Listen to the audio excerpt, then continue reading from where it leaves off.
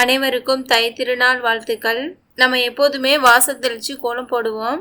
அதுலேயும் மார்கழி மாத கோலம்னா எப்போதுமே ஸ்பெஷல் தான்.